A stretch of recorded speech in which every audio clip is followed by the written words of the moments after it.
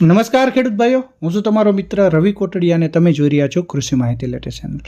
આજના વિડીયોમાં આપણે વાત કરવાના છીએ કે 7/12 જે પત્રક આવે છે, તમે ઘણા બધા ડોક્યુમેન્ટમાં ઘણી બધી લોન છે, કોઈ ખેતીલક્ષી યોજનાઓ હોય, સરકારી યોજનાઓ હોય, ત્યાં તમને 7/12 8 ડોક્યુમેન્ટ માગતા હોય છે, બરાબર. તો જે 7/12 પત્રક છે 7/12, બરાબર, તો તેમાં જમીનને લગતી 15થી વધારે માહિતીઓનો સમાવેશ કરવામાં આવે છે, જે આપણને ખબર હોતી નથી. તો આપણે આજે જે ખૂબ અગત્યનું છે કે એક તમારું જે ખેડૂત ભાઈઓ માટેનું એક ડોક્યુમેન્ટ કહેવાય, બરાબર, તો તેને સમજવું જરૂરી છે કે કઈ રીતે આ વસ્તુ ગવર્મેન્ટે ચોકસાઈપૂર્વક કરેલી છે, બરાબર.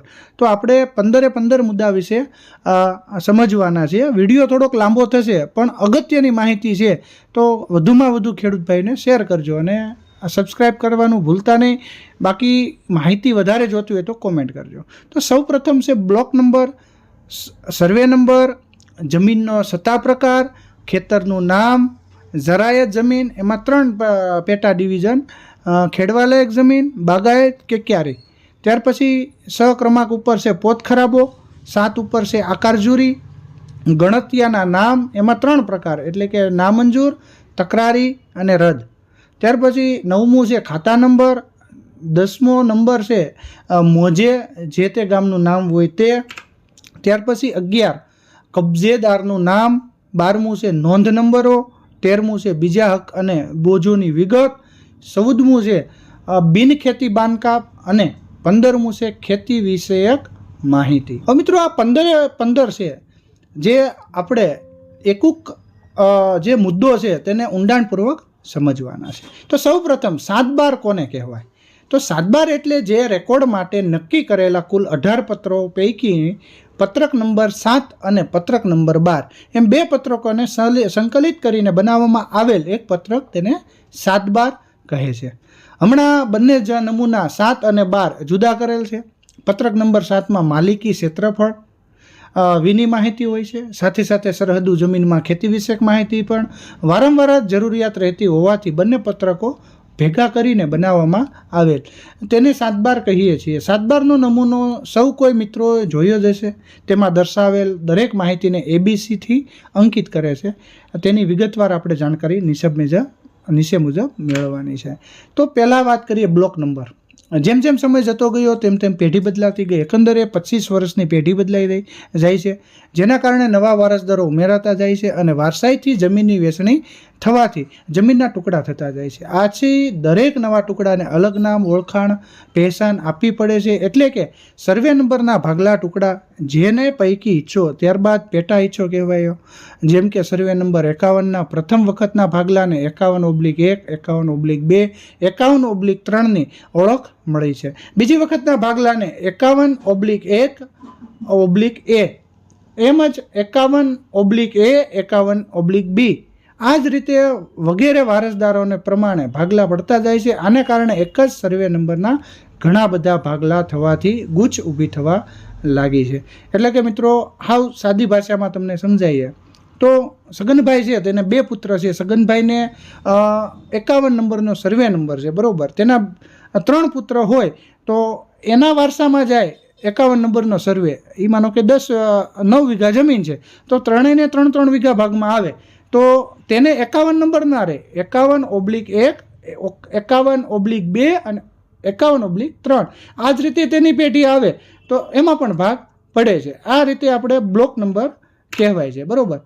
પછી આથી સરકારે નક્કી કર્યું 1977માં દરેક હિચ્છા અને ભાગલાને પૈકીની જમીનને અલગ ઓળખ માટે એકત્રીકરણના કાયદા અંતર્ગત ગામની દરેક વિભાજિત જમીનને સ્વતંત્ર અનુક્રમ નંબર આપવાનું નક્કી કર્યું છે અને તે નંબરો દ્વારા જમીનની નવી ઓળખ ઊભી થઈ અને આ નવા અનુક્રમ નંબરો તે બ્લોક નંબર કહેવાયા. એટલે કે હવે દરેક ગામની જમીનની ઓળખ બ્લોક નંબરથી થાય છે. કોઈ પણ માહિતી મેળવી હોય તો હવે માત્ર ને માત્ર બ્લોક નંબર ઉપરથી આપણે ઓળખી શકાય છે. ત્યાર પછી વાત કરીએ સર્વે નંબર. જે તે ગામના અંગ્રેજોના સમયમાં મૂળ સર્વે નંબર વખતે જે તે ખેડૂતની જમીનને જે તે અનુક્રમ નંબર આપવામાં આવેલ હતો, તે અનુક્રમ નંબરને સર્વે નંબર આપણે કહેવામાં આવે છે. ત્યાર પછી જમીનનો સત્તા પ્રકાર. આ વિગતમાં જમીન જૂની શરત, નવી શરત, બિનખેતી, ટ્રસ્ટ, ખાલસા, સરકારી કે ગણતિયા જેવી વિગતો લખેલી હોય છે. એટલે કે જમીનનો સત્તા પ્રકારમાં મિત્રો આપણે ઘણીવાર સિટીમાં હોય તો બિનખેતી આપણે શબ્દ ઉપયોગ કરીએ કે જેમાં આપણે પ્લોટિંગ પાડી શકીએ અને આપણે રેસિડેન્સી એરિયા મળી શકે. તે જ રીતે ઘણા ટ્રસ્ટની જમીન હોય છે, જૂની શરતો, એટલે કે આ બધા પ્રકાર એવા હોય છે કે અમુકમાં તમને સબસિડી ના પણ હોય, બરાબર. એટલે અલગ અલગ રીતે ડોક્યુમેન્ટ વેરીફાઈ થતું હોય ત્યારે આ વસ્તુ જોવામાં આવતી હોય છે. ત્યાર પછી ખેતરનું નામ. ખેડૂત ભાઈઓ પોતાના અલગ અલગ ખેતરને ઓળખવા માટે પોતે જ તેની અલગ અલગ ઓળખ ઊભી કરી શકે છે અને તે હક ખેડૂત ભાઈઓનો છે. અને જે તે ઓળખ નામ પ્રચલિત થતા હોય તે ખેતરનું જમીનનું નામ બદલી જાય છે. જેમ કે જલારામનું ખેતર, પોપડું દેરીવાળું ખેતર, ઉપલું ખેતર, સેવાડાનું ખેતર, આંબાવાળું ખેતર, આવા વગેરે નામ આપે છે. તમારા પણ કયા ખેતરનું નામ છે તે મને કોમેન્ટ બોક્સમાં જરૂર જણાવજો, તમારો તાલુકો, જિલ્લો અને તમારા ખેતરનું નામ, જેથી કરી આપણને ખબર પડે કે કયા વિસ્તારના કેવા ખેતરના નામ રાખે છે. ખેડવાલાયક જમીન. ગામની ખેતીની જમીનનો અલગ અલગ ઉપયોગ થઈ શકે છે અને તેમાંથી ઉપજ પણ અલગ અલગ થઈ શકે છે. અને ગામના વહીવટ માટે મહેસૂલ, લગાન, ટેક્સ ઉઘરાવો જરૂરી છે. અને આ મહેસૂલ જમીનની ખેતીની ઉપજ, આવક પર આકારવામાં આવે છે. આથી કુલ જમીન પૈકીની દરેક જમીનના વપરાશ આધારિત તેના ભાગલા પાડવામાં આવતા હોય છે. હવે એમાં 3 ભાગ પાડી શકાય. એક જરાયત જમીન, બાગાયત અને ક્યારી. તો જરાયતમાં આપણે ટૂંકમાં સમજીએ તો આ જમીનમાં કોઈ વિશેષ પ્રકારની ખેતી થતી નથી. આ જમીનને પડતર જમીન પણ કહી શકાય છે. અને ચોમાસા પછી તેમાં આપોઆપ ઘાસ ઉગી નીકળે છે, આથી તેને ઘાસિયું ખેતર પણ કહી શકાય છે. આવી જમીનને જરાયત તરીકે ઓળખવામાં આવે. બાગાયત એ એવા પ્રકારની જમીન જેમાં કેરી, ચીકુ વગેરે જે બાગાયત પાકો છે, ઝાડવાઓ ઉગાડવામાં આવે છે અને તેની ઉપજ ઘણી સારી હોય છે. આવી જમીનને આપણે બાગાયત જમીન તરીકે ઓળખવામાં આવે છે. ત્યાર પછી ક્યારી. જે જમીનમાં પાક ખેતી લેવામાં આવે છે, જેમ કે ડાંગર, જુવાર, મકાઈ, કપાસ, આવા કોઈ પણ મગફળી છે, બરાબર, જેમાં ક્યારી બનાવી ખેતી કરવામાં આવે છે, તેવી જમીનને ક્યારી કહેવામાં આવે છે. હવે પોત ખરાબો. મેં જે વાત કરી છે, બરાબર, એ અલગ છે. પોત ખરાબો એટલે કુલ જમીન પૈકી કેટલીક એવી જમીન જેમાં કોઈ પણ પ્રકારની ખેતી ન થઈ શકે તેને આપણે અ અને બ પ્રકારે વહેંચવામાં આવે છે. તેમાંથી ઉપજ એટલે કે આઉટપુટ ન મળી શકે એવી જમીન એટલે કે ખડકાળ, પથરાળ જમીન, પાણીનો ભરાવો રહેતો હોય તેવી જમીન, નહેરની બાજુમાં રહેતો હોય, પાણીનો ભરાવો, ગાટાવટની જમીન વગેરે, બરાબર, ગાડાવટની જમીન વગેરે. કુલ જમીનમાંથી આવી પોત ખરાબિયાની જમીન બાદ કરીને બાકી રહેતી જમીન પણ મહેસૂલ અથવા ટેક્સ વસૂલ કરવામાં આવતો હોય છે. ત્યાર પછી જ્યારે તમે ડ્રીપ ઇરિગેશન વસાવો છે ત્યારે મિત્રો ઘણીવાર આ પ્રશ્ન બને છે. ઘણાને 7/8માં 12 વીઘા બોલતી હોય, બરાબર, અને એનો પોત ખરાબ હોય એટલે કે ડુંગરવાળી જમીન એવી હોય તો ત્યાં 7/12માં 2 વીઘા પોત ખરાબો લખ્યો હોય, પછી તેને 2 વીઘાની સબસિડી મળતી નથી અને ત્યાર પછી પાછળથી પ્રોબ્લેમ આવે છે. એટલા માટે મિત્રો આ બધી વસ્તુ ઝીણી છે અને તમને સમજવી ખૂબ જરૂરી છે, બરાબર. ત્યાર પછી આકાર જુરી. આ બધાનો અર્થ એક જ છે, ફૂલ ખેડવા લાયક, વપરાશ લાયક જમીનની ઉપજ ધ્યાનમાં રાખીને તેની ઉપર કેટલો ટેક્સ ઉઘરાવો. જેમ કોર્પોરેશનમાં મકાનને આકારણી કરવામાં આવે છે તેની રકમ નિયત કરવામાં હોય છે. આ રકમ વાર્ષિક ટેક્સ મહેસૂલના રૂપમાં દરેક ખેડૂતોને તલાટીને જમા કરવાની રહેતી હોય છે. ત્યાર પછી ગણતરીના નામ. જેમ કે આપણું ભાડું વસૂલીને મકાનને જે વ્યક્તિના ભાડે આપી છીએ તે વ્યક્તિ ભાડુઆત કહેવાય છે. તે જ રીતે મૂળ પોતે ખેતી ન કરતા વ્યક્તિને ભાડું વસૂલીને ખેડવામાં આવે છે તે વ્યક્તિ ગણતરીઓ કહેવાય અને આ ગણતરીઓ અન્ય બીજી વ્યક્તિને ખેડવા આપે છે તે પેટા ગણતરીઓ કહેવાય. અને આવી વ્યક્તિઓના નામ અહીં હાથબારમાં લખેલા હોય છે, બરાબર. ત્યાર પછી તેમાં નામંજૂર, તકરારી અને રદ. તો ખાતેદાર જ્યારે 7/12માં માલિક હક ફેરફારને સ્ટેટસ ફેરફાર માટે અરજી કરે છે ત્યારે તેની એન્ટ્રી પડે છે અને આ એન્ટ્રી જ્યારે ચકાસવામાં આવે ત્યારે પૂરતા પુરાવા રજૂ ન થાય તો તે એન્ટ્રી નામંજૂર થાય.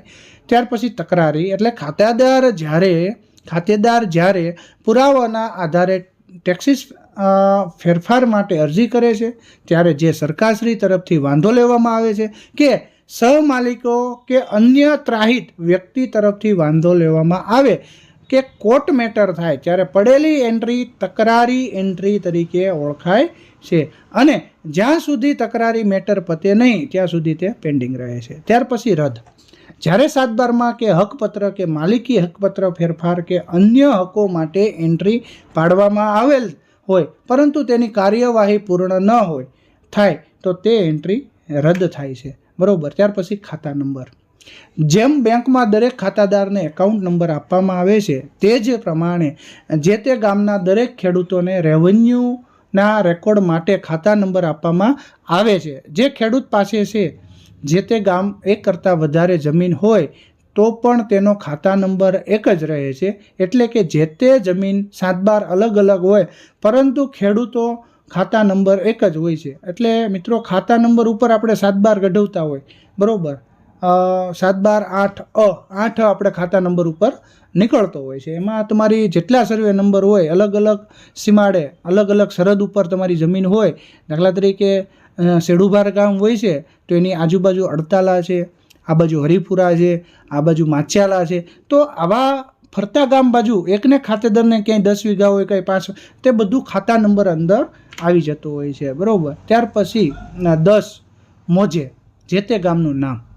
એટલે ગામનું નામ તે કયા તાલુકામાં આવેલ છે તેનું નામ અને કયા જિલ્લામાં આવેલ છે તેનું નામ. ત્યાર પછી કબજેદારનું નામ.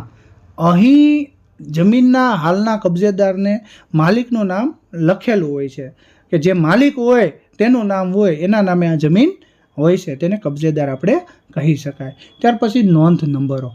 જૂની 7/12માં કુંડાળાવાળા આંકડા જેમ કે 125, 141, નવી 7/12માં સાદા આંકડાઓ જેમ કે 125, 141, 178, 205, 1267 આ આંકડાઓ જે ખેડૂતની જમીનનો ઇતિહાસ દર્શાવે છે આ ઇતિહાસને વાંચવા માટે આ આંકડાઓની હકપત્ર સની નકલો કઢવાની હોય છે. મિત્રો આને આપણે જન્મ કુંડળી પણ કહી શકાય. બરાબર. એટલે આ ખૂબ મહત્ત્વનું છે. ઘણીવાર આવા આંકડા લખેલા હોય પણ આપણને ખબર હોતી નથી કે આનો ઉપયોગ ક્યાં થતો હોય છે, પરંતુ આ વિડીયો જોયા બાદ તમને બધું ખબર પડી જશે.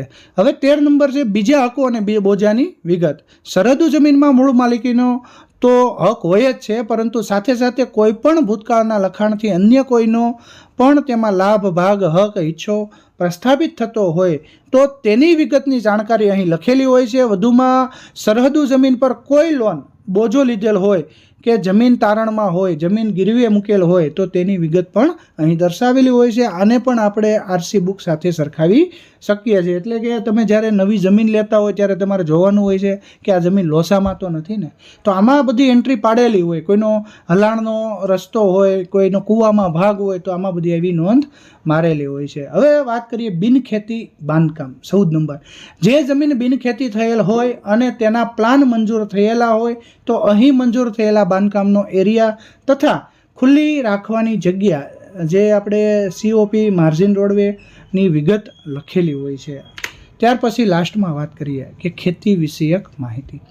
અહીં વર્ષવાર જમીન ખેડનાર ખેડૂતનું નામ, મોસમ પ્રમાણે વાવેતરની વિગત, તેનો પ્રકાર, ક્ષેત્રફળ, પિયત કપિયત તથા પિયતનું સાધન, ઝાડની વિગત, જે જમીન પડતર રહેલી હોય તો તેની વિગત તથા જે તે પ્રકારનો પાક ઉગાડવામાં આવેલ હોય તો તેની માહિતી મળી રહે છે. આ વિગતો ખેડૂતોને ભવિષ્યમાં હક રીતને લગતી તકરાર, પાક લોન, પાક વીમા, જમીન સંપાદન જેવી કામગીરીમાં ખૂબ જ ઉપયોગી નીવડે છે. આપણે ઘણીવાર તમે માનો કે ટેકાના ભાવે ફોર્મ ભરતા હોય ત્યારે ખાસ કરીને મિત્રો આ એન્ટ્રી જોવામાં આવે છે કે તમે ખરીફ કે રવિ કે કઈ સિઝનમાં કયું વાવેતર કર્યું છે અને કેટલા હેક્ટરમાં કરેલું છે. એક્ઝામ્પલ તરીકે તમારે 10 વીઘા છે તો તેમાં મગફળી કેટલી વાવેલી છે, કપાસ કેટલો વાવેલો છે, એના આધારે તમને ટેકાના ભાવે ખરીદી કરતા હોય છે. મિત્રો આ માહિતી અહીંયા આપણે પૂર્ણ કરીએ છીએ. આવા ને આવા ખેતીલક્ષી માહિતી માટે મિત્રો તમે અમારા વિડીયોને સબસ્ક્રાઈબ કરો, ફેસબુકમાં જોતા હોય ફોલો કરો. જય જવાન, જય કિસાન.